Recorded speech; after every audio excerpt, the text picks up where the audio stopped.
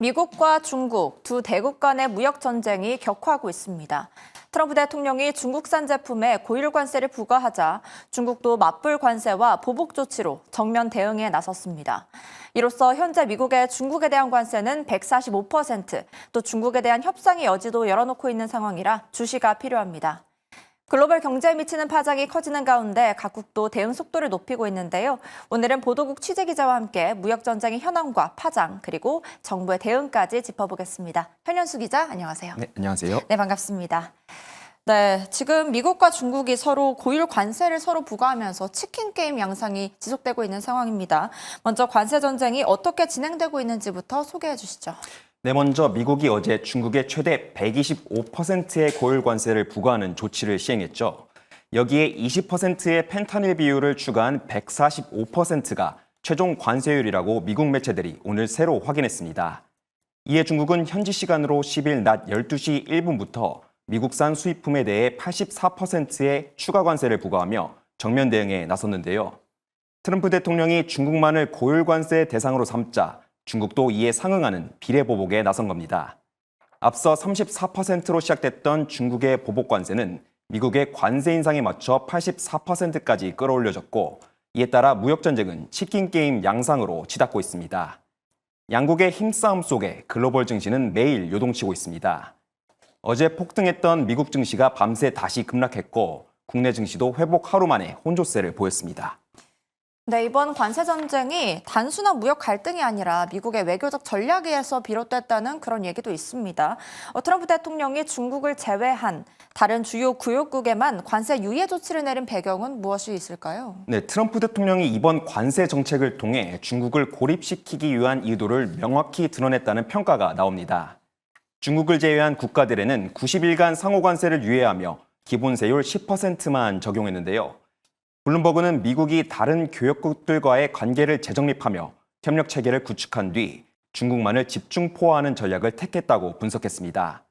이는 중국이 유럽연합이나 동남아 국가들과 손잡고 대미공조 전선을 펴는 움직임을 견제하라는 목적도 깔려 있는 것으로 보이는데요. 미국이 무역을 넘어 전방위 압박에 나선 가운데 양국의 대립은 사실상 패권 경쟁으로 번지고 있습니다. 전문가들은 미중 무역 갈등이 장기화할 가능성이 있다고 예측했습니다.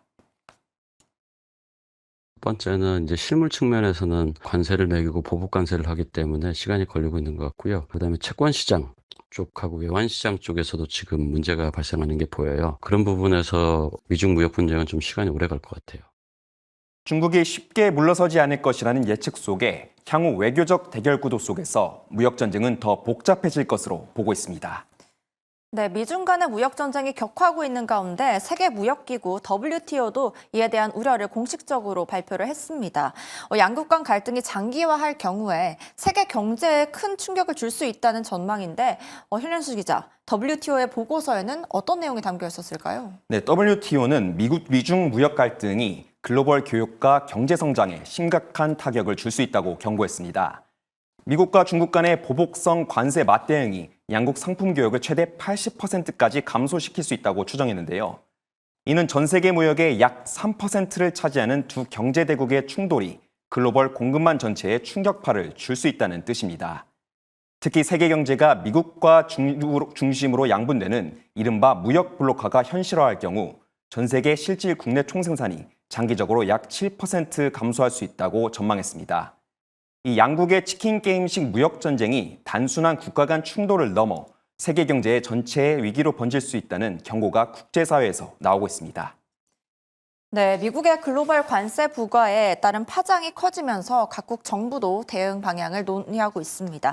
하루마다 바뀌는 상황에 각국 정상들은 굉장히 머리가 아플 것으로 그렇게 보이는데요.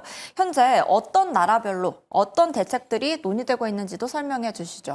네, 미국이 중국을 제외한 국가들의 상호 관세를 90일간 유예하자 각국도 대응 강도를 조절하고 나섰는데요. 이유는 미국과의 협상 여지를 남기기 위해 당초 오는 15일부터 시행하려던 보복 관세를 90일간 보류한다고 밝혔습니다. 이유는 회원국들의 강한 지지 속에 보복 조치 준비를 마쳤지만 마철없는 협상을 위해 일단 유보하기로 한 겁니다. 일본은 여당을 중심으로 미국의 관세 조치 등에 대응해 전 국민에게 현금을 지급하는 방안이 검토되고 있습니다. 또 관세 담당 강료들이 다음 주 미국을 방문해 자동차 관세 재검토 등을 요구할 것으로 보입니다. 우리 정부도 국내 경제에 미칠 영향을 면밀히 점검하고 있습니다. 오늘 최상목 부총리 주재로 열린 F4 회의에서는 미국 관세 조치에 따른 대응책이 논의됐습니다. 눈앞에 놓인 대미 관세 협의의 현안에 유연하고 신속하게 대응하면서도 중장기적으로는 산업 경쟁력을 강화하는 노력도 게을리하지 않겠습니다. 이어 이제는 복잡하고 새로운 게임의 룰이 등장했고 생존과 성장 전략을 찾아야 한다며 기업 등 경제 주체와 협력해 대외 리스크를 극복하고 새로운 도약의 기회를 만들겠다고 말했습니다.